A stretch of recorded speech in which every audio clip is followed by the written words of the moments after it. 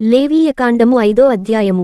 ఒకడు ఒట్టు పెట్టుకునినవాడే తాను చూచినదాని గూర్చిగాని తనకు తెలిసినదాని గూర్చిగాని సాక్షి అయ్యుండి దాని తెలియచేయక పాపము చేసిన ఎడల అతడు తన దోషశిక్షను భరించును.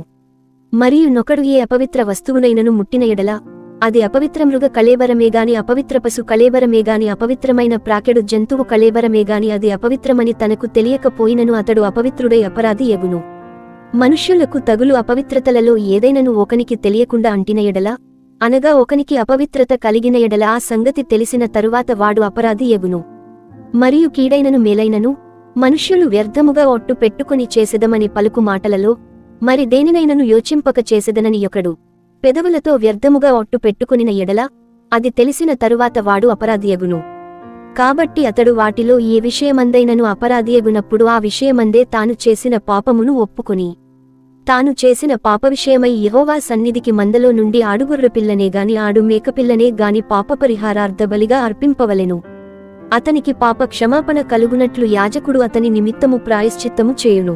అతడు గొర్రెపిల్లను తేజాలని ఎడల అతడు పాపియగునట్లు తాను చేసిన అపరాధ విషయమై 2 తెల్ల గువ్వలనే గాని 2 పావురపు పిల్లలనే గాని పాపపరిహారార్థ బలిగా ఒకదానిని దహనబలిగా ఒకదానిని యెహోవా సన్నిధికి తీసుకునిరావలెను.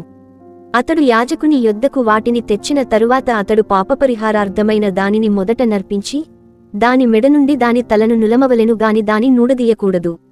అతడు పాపపరిహారార్థబలి పశురక్తములో కొంచెము బలిపీఠము ప్రక్కను ప్రోక్షింపవలెను. దాని రక్తశేషమును బలిపీఠము అడుగున పిండవలెను. అది పాపపరిహారార్థబలి. విధి చొప్పున 2వ దానిని దహనబలిగా అర్పింపవలెను. అతడు చేసిన పాపము విషయమై యాజకుడు అతని నిమిత్తము ప్రాయశ్చిత్తము చేయగా అతనికి క్షమాపణ కలుగును. 2 తెల్ల గువ్వలైనను 2 పావురపు పిల్లలైనను తనకు దొరకని ఎడల పాపము చేసినవాడు తూమెడు గోధుమ పిండిలో 10వ వంతును పాపపరిహారార్థబలి రూపముగా తేవలెను.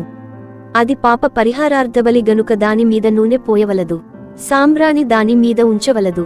అతడు యాజకుని యొద్దకు దానిని తెచ్చిన తరువాత యాజకుడు జ్ఞాపకార్థముగా దానిలో పిడికెడు తీసి యెహోవాకు అర్పించు హోమద్రవ్యముల రీతిగా బలిపీఠము మీద దానిని దహింపవలెను. అది పాపపరిహారార్థబలి.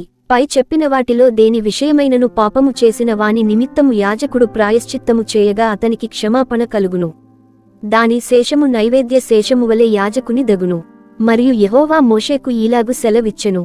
ఒకడు యెహోవాకు పరిశుద్ధమైన వాటి విషయములో పొరబాటున పాపము చేసిన ఎడల తాను చేసిన అపరాధమునకు నీవు ఏర్పరచు వెల్చొప్పున పరిశుద్ధమైన తులముల విలువగల నిర్దోషమైన పొట్టేలును మందలో నుండి అపరాధ పరిహారార్థ బలిగా యెహోవా యొద్దకు వాడు తీసుకునిరావలెను.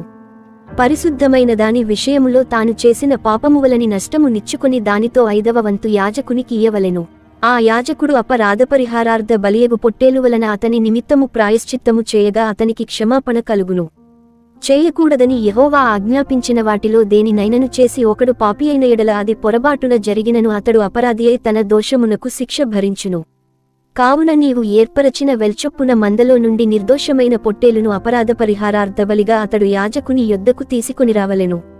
అతడు తెలియకయే పొరబాటున చేసిన తప్పును గూర్చి యాజకుడు అతని నిమిత్తము ప్రాయశ్చిత్తము చేయగా అతనికి క్షమాపణ కలుగును. అది అపరాధ పరిహారార్థబలి. అతడు యెహోవాకు విరోధముగా అపరాధము చేసినది వాస్తవము.